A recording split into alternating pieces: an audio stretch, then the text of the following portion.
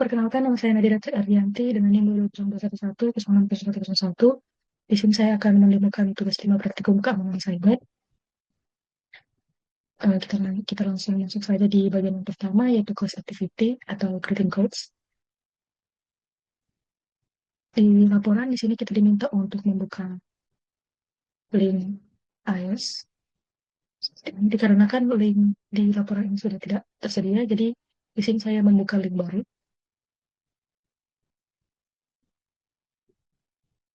Kemudian di sini kita diminta untuk memasukkan teks encrypt. Di sini saya akan menulis sesuka hati saya. Di sini saya akan menulis nama saya.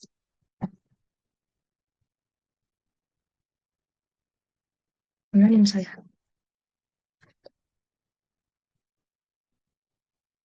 Kemudian di sini kita memilih case size. Di sini saya memilih 128. Kemudian kita memasukkan kode rahasia.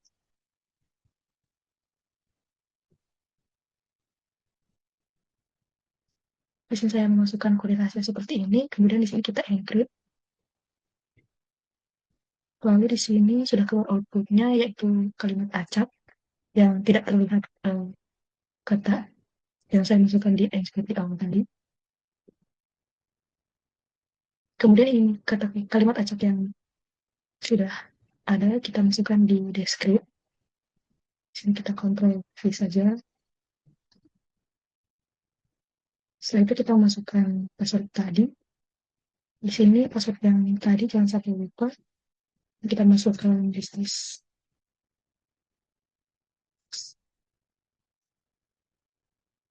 Setelah itu kita descript. Setelah itu kalimat yang di awal kita yang script tadi sudah muncul. Kemudian di sini ada pertanyaan apa yang terjadi ketika kita memasukkan kunci rahasia yang salah. Saya akan menjawab kalau kuncinya salah, pesannya tidak bisa dibuka dengan benar.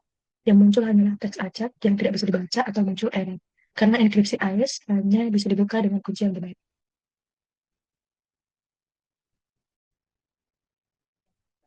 Baik, kita masuk di bagian pertama, yaitu enkripsi dan dekripsi data menggunakan OpenSSL. Di sini kita diminta untuk membuka virtual machine dan login ke akun virtual machine kita. Setelah itu kita diminta untuk membuka terminal.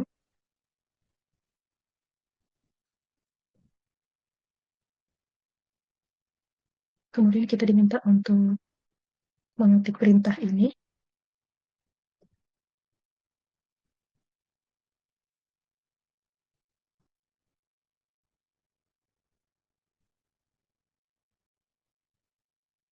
Kemudian kita enter.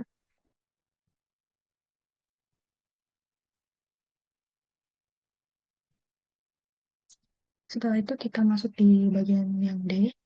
Sini kita diminta untuk mengetik perintah seperti ini dengan menggunakan cat.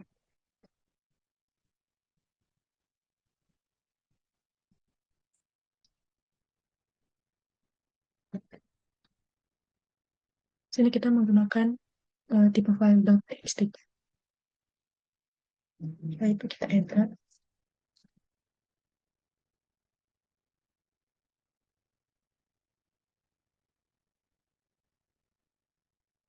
Dan setelah itu kita lanjut di bagian E. Di sini kita diminta untuk mengetik perintah OpenSSL ini.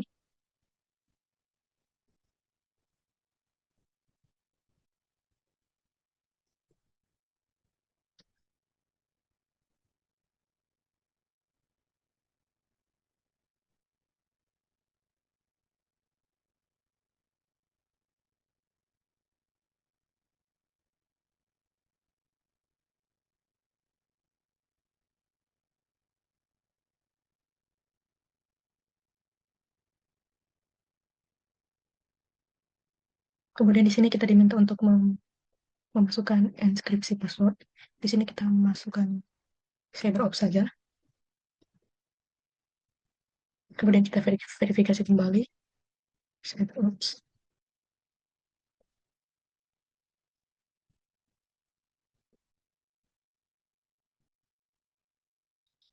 Setelah itu kita dapat memanggil perintah kembali dengan menggunakan perintah cat to cat message.enc dan kita enter.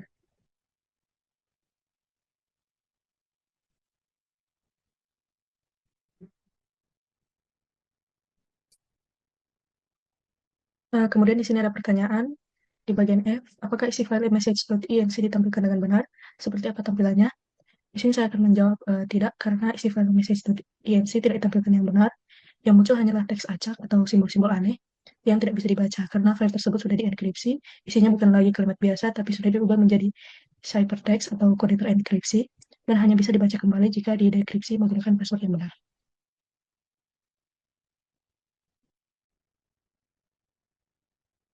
Nah, setelah itu kita masuk di bagian yang G. Di sini kita diminta untuk mengetik berita seperti ini.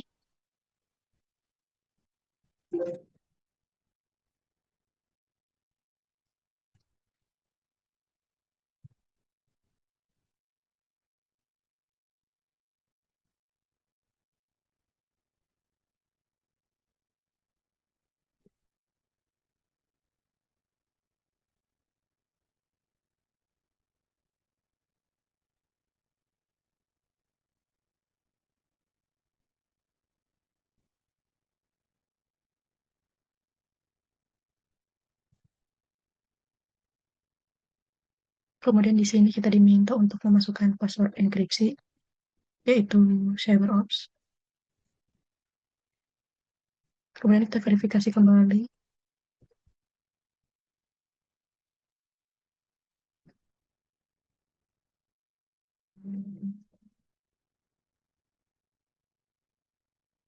Selanjutnya kita diminta untuk mengetikkan perintah cat message.enc.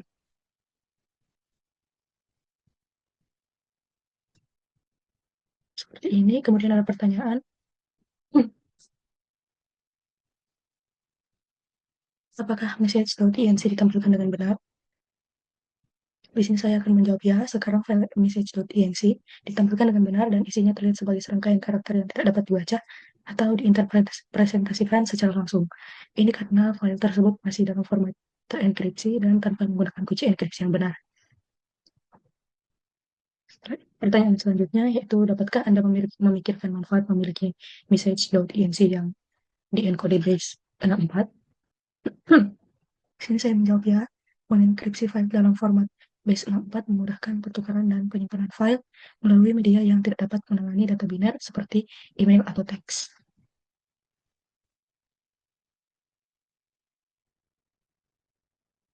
Nah, kemudian di sini kita lanjut di part yang kedua. Di sini kita diminta untuk mematikan perintah OpenSSL AES256 dan seterusnya di terminal yang sama untuk melanjutkan perintah yang tadi. Di sini kita mengetik OpenSSL AES256.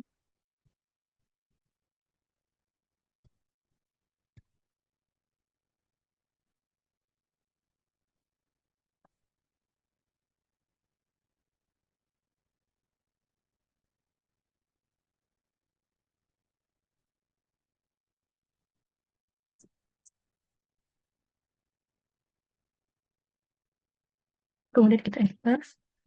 Dan di sini kita diminta untuk memasukkan password inskripsinya. Kita masukkan CyberOps.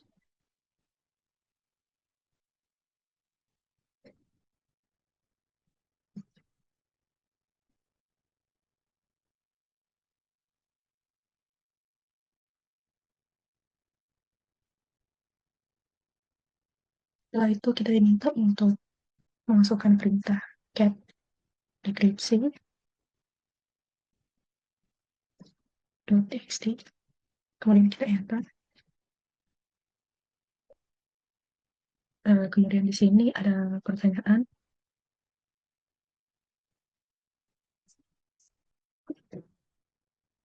apakah surat tersebut didekripsi dengan benar?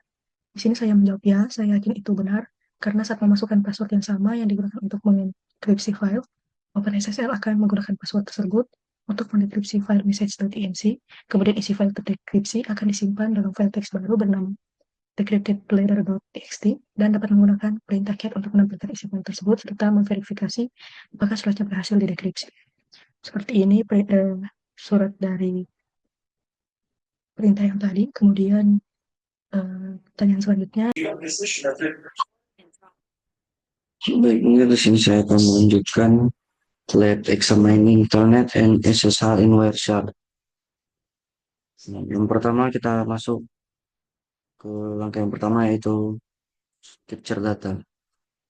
Kita mulai dari menyalakan aplikasi CyberOps Workstation VM, lalu kita masuk menggunakan username analyst dan password CyberOps. Kemudian kita buka terminal window, kemudian kita lanjutkan, kita ketik OK untuk melanjutkan. Apabila muncul pesan warning. Ketika kita sudah mulai aplikasi Wireshark, kemudian kita look back IO interface. Lalu kita buka terminal window, kita akan memulai sesi telnet ke localhost dengan cara kita mengetik username analyst dan juga password CyberOps.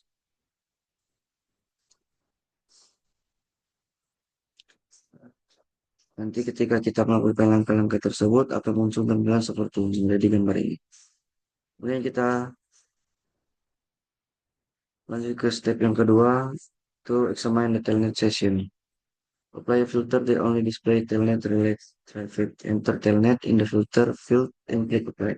Jadi kita di sini akan mengapply filter yang ada di display telnet related traffic.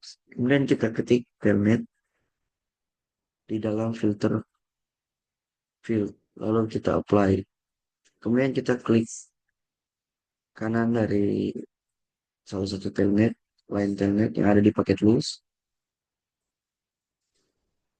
Kemudian kita cari pilihan yang seperti yang di gambar itu follow TCP stream. Jika sudah,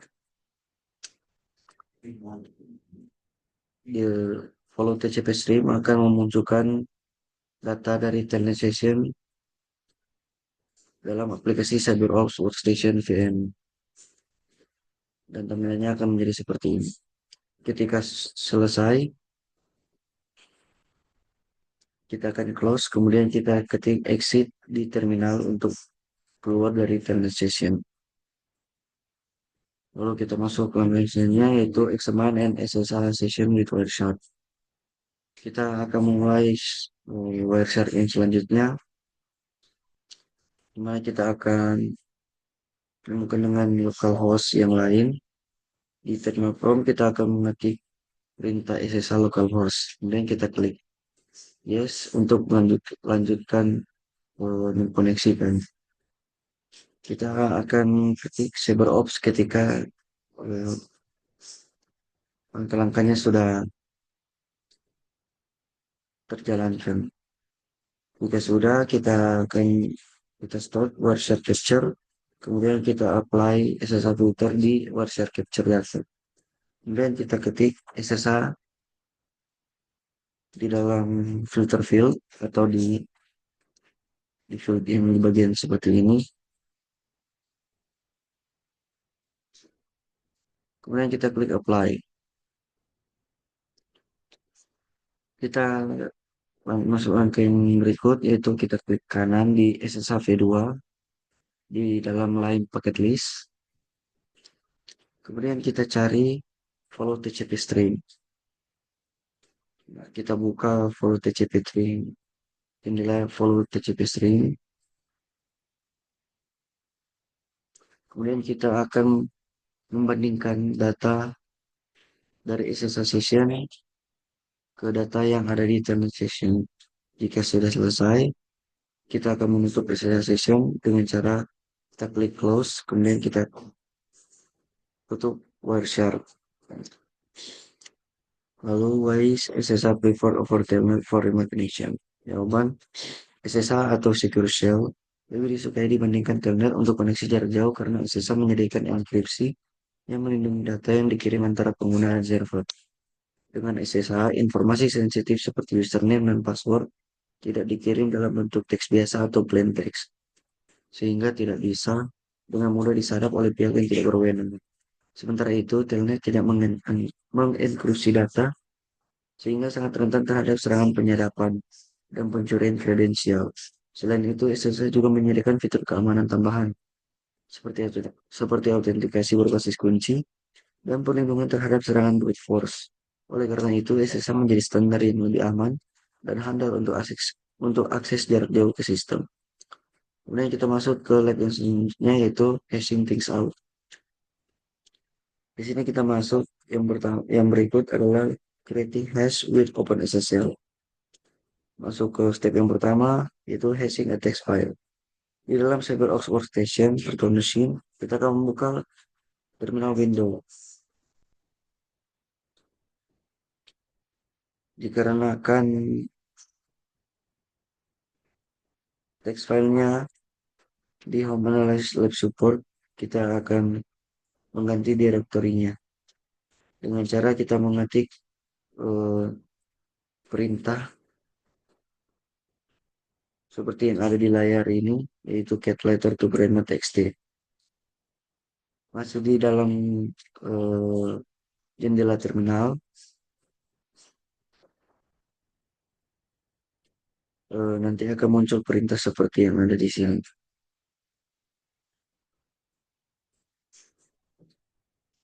This function are useful for verifying the integrity of the data regardless of whether it's an image, a song, or a simple text file. Jadi kita akan mengkalkulasi sebelum dan sesudah transmisi dan kemudian kita akan membandingkannya. Jika hasilnya tidak match atau datanya setelah termodifikasi dulu pada saat transmisi, kita akan memodify perintah letter to grandma txt and recalculate the MD5 hash. Dan kita akan mengetik nano di dalam command line text editor. Kita menggunakan perintah nano untuk mengganti eh, sentence yang ada yang di pertama dari high grandma menjadi high grandpa.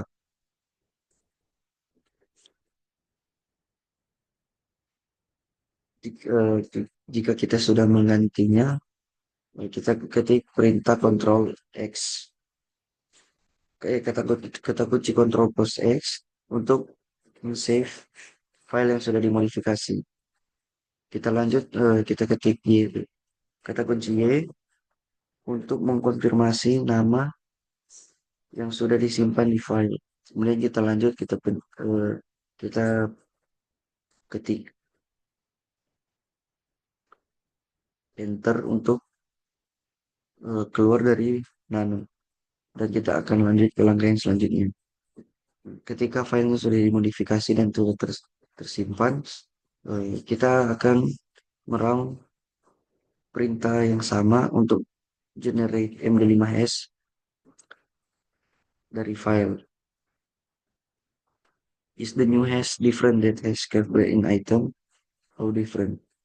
Jawabannya tidak ada perbedaan sama sekali. Use MD5 sum and SH1 sum to generate MD5 and SHA1 as of the letter to grandma text file. Jadi outputnya akan menjadi seperti ini. Di sini ada pertanyaan, do the hashes generate with MD5 sum and SHA sum match the image generate in item? Dan jawabannya adalah ya, ada perbedaan dari hash yang di generate. Lalu kita lanjut ke part yang selanjutnya, yaitu verifying hashes. Jadi seperti yang sudah kita mention sebelumnya,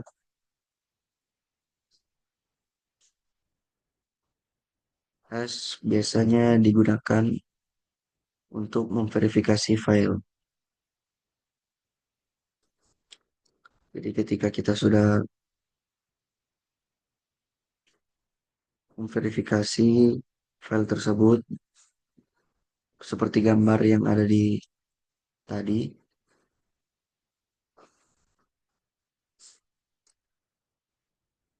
kita akan menggunakan langkah pertama, kita gunakan get command untuk mendisplay isi dari gambar sampel IMG SAA256. Kemudian kita menggunakan gambar tersebut untuk mengkalkulasi. Kita menggunakan perintah SAA256 SAM untuk mengkalkulasi gambar dari SAA2256. Lalu akan muncul pertanyaan, was the sample correctly download? Explain. Dan jawabannya, yes, sampel IMG sudah benar, karena hal ini berarti isi file sampel IMG tidak berubah dan tidak rusak selama proses pengunduhan. Karena nilai hash-nya sesuai dengan hash yang telah disediakan pada file C, hash cocok sama dengan file valid.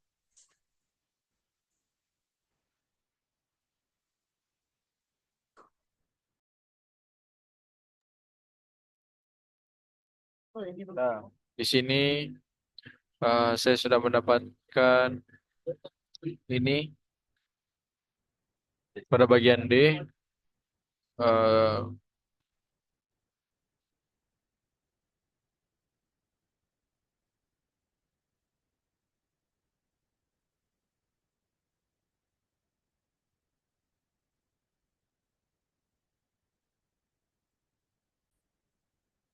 nah, di sini bagian ini saya sudah mendapatkan sertifikat. Kemudian pada step 2 ini kita disuruh buka Firefox dalam LibreOffice. Nah,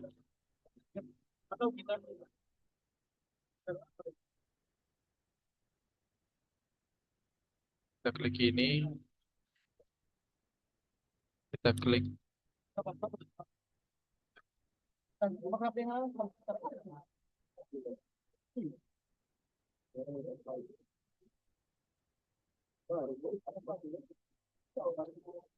ini, kemudian kita klik Preference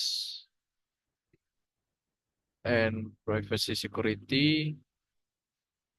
Nah, seperti ini. Nah, kemudian kita akan mencari sertifikat manager.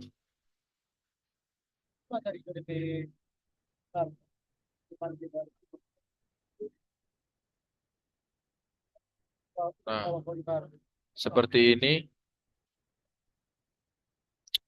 Kemudian pada part 10, step 1. Seperti ini ada sebuah pertanyaan. What are the fingerprint? Why are they important? Jawabannya adalah fingerprint adalah kode unik yang dihasilkan dari proses hash terhadap isi sertifikat digital yang menggunakan algoritma seperti SHA-1 atau SHA-256. Fingerprint sangat penting dan sangat-sangat membantu untuk memastikan bahwa sertifikat yang digunakan pada suatu situs web benar-benar sah dan tidak dimodifikasi oleh pihak manapun. Pertanyaan kedua, who calculate fingerprint? How to find them? Fingerprint dihitung dengan secara otomatis oleh sistem ya yang menggunakan algoritma kriptografi dan bisa ditemukan melalui berbagai cara. Dengan membandingkan fingerprint yang diperoleh dengan fingerprint resmi dari sumber terpercaya. Kemudian kita masuk pada step 2.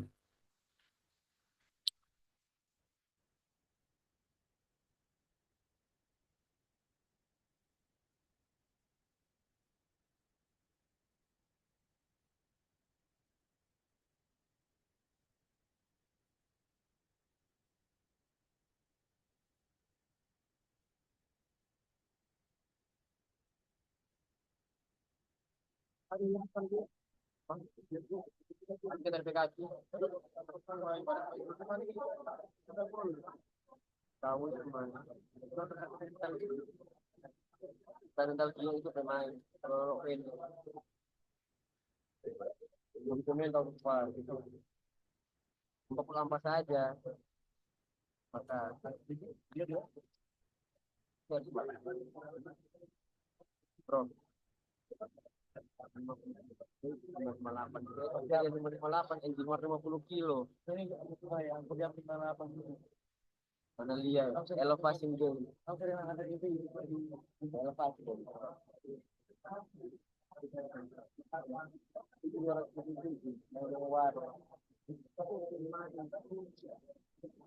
Ini kadang begini bagi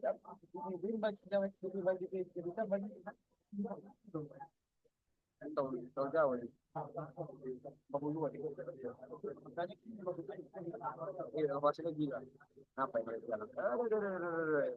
Kumengkor main. Aduh, pakai main ya, dasar di koni kan. Nah, itu tomohon nih. Ini besar. Ada. Aduh, kemana iyo, cok. Rurukan. Mas tomohon, mata ini keluar. Main, kino, ori turun, anjing. 50 kilo.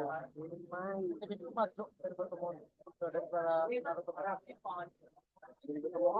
ada. Kalau kemarin ada video, bukan naik. Oh iya. Nah, di sini dan seperti pada sini, kemudian saya akan memasukkan juga kode yaitu.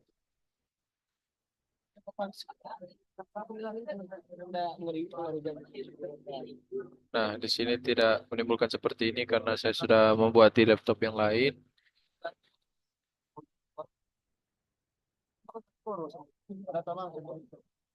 Apa dia lari? Karena ada di waktu itu.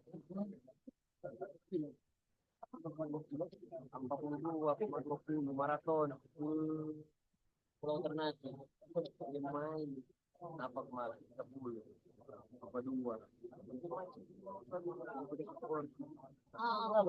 Sama Renyana, ada menurut menurut 355 berapa ini? Main, paham?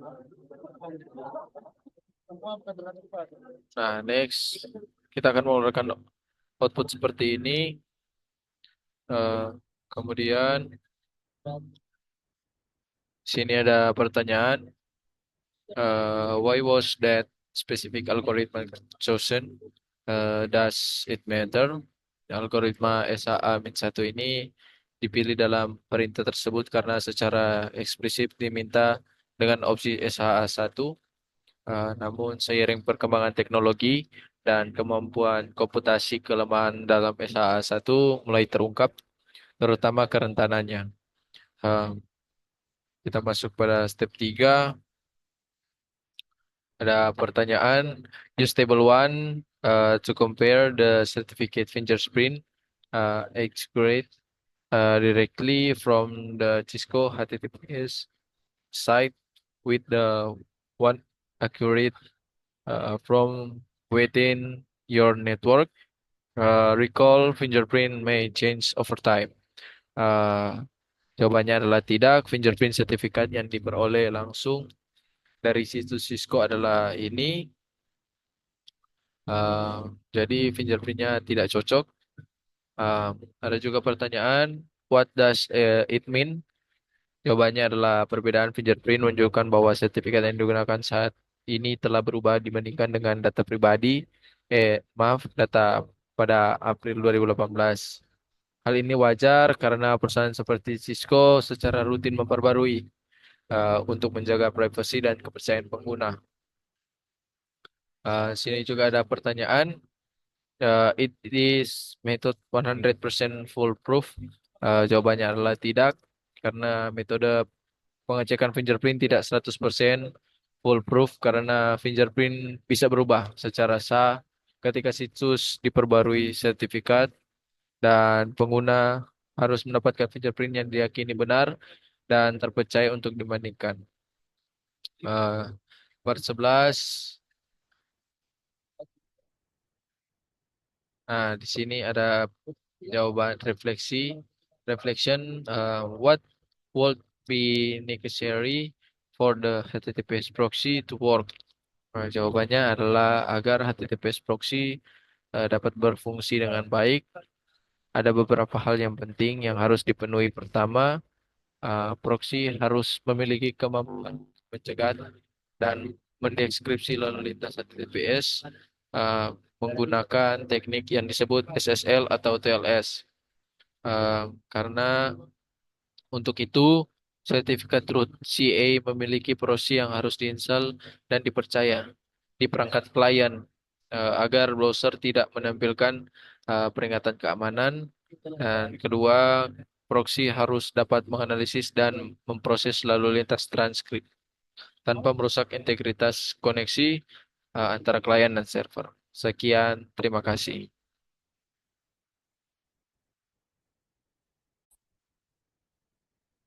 Baiklah, pada saat ini kita akan masuk pada lab hashing things out. Jadi dalam step satu ini kita akan disuruh untuk membuka virtual terminal dalam CyberOps. Pada step 2 kita akan klik komen yaitu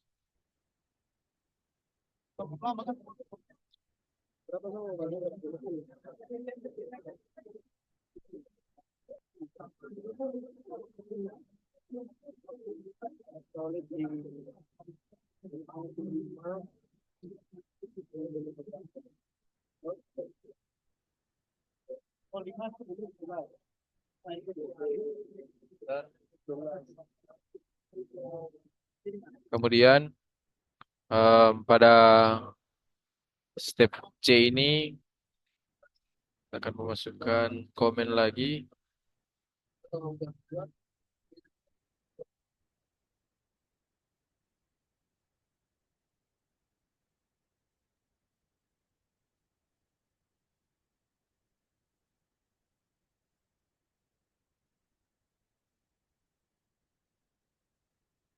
Enter. Nah, next. Pada bagian D ini saya akan memasukkan lagi open SSL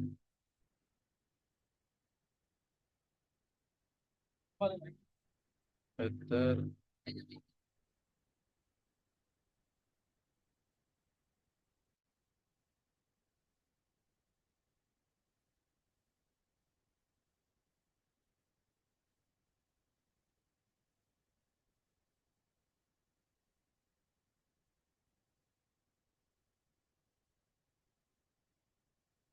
next. Sini lagi ada kita disuruh untuk eh, memasukkan komen yaitu nano dan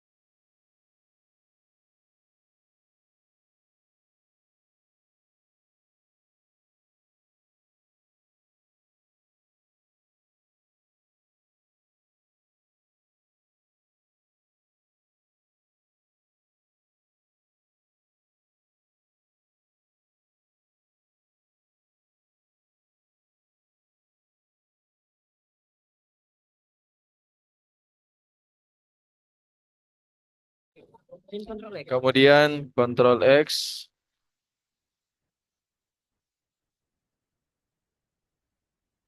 Ya. Nah, kemudian kita masuk pada bagian F yaitu open SSL let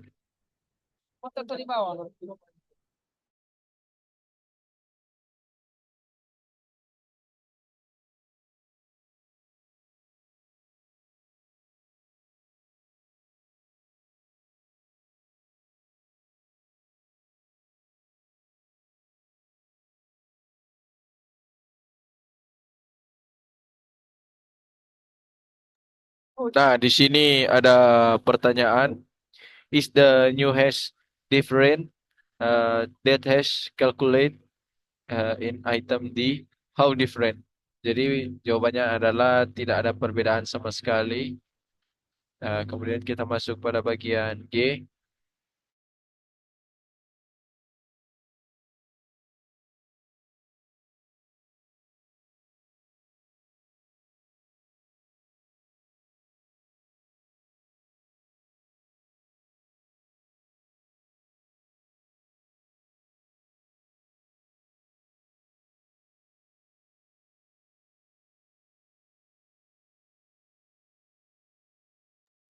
Nah, pada bagian G sudah keluar seperti ini. Dan di sini masuk pada bagian H.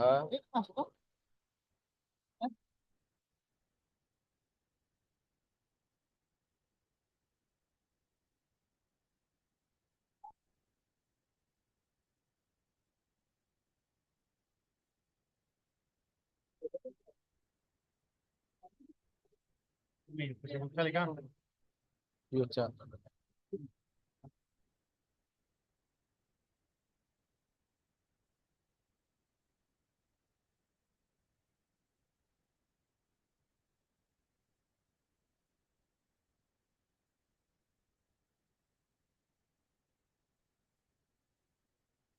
Nah, di sini telah mengeluarkan output.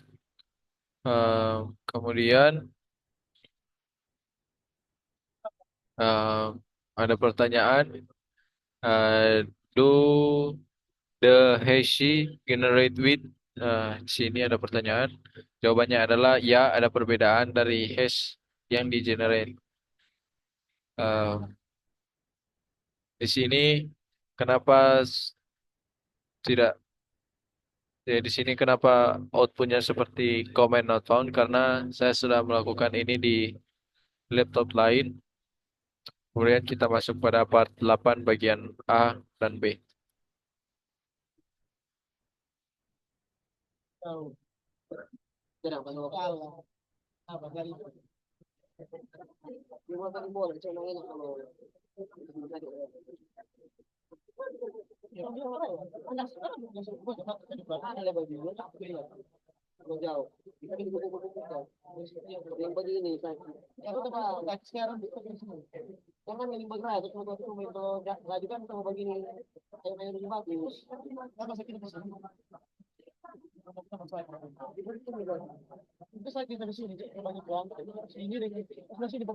Nah, di sini ada pertanyaan. Was the sample.img correctly downloader? Explain. Jadi jawabannya adalah iya, sample.img sudah benar karena hal ini berarti isi file sample.img tidak berubah dan tidak rusak selama proses pengunduhan. Karena nilai hash-nya sesuai dengan hash yang telah disediakan pada file.sig dan hashcook sama dengan file filet.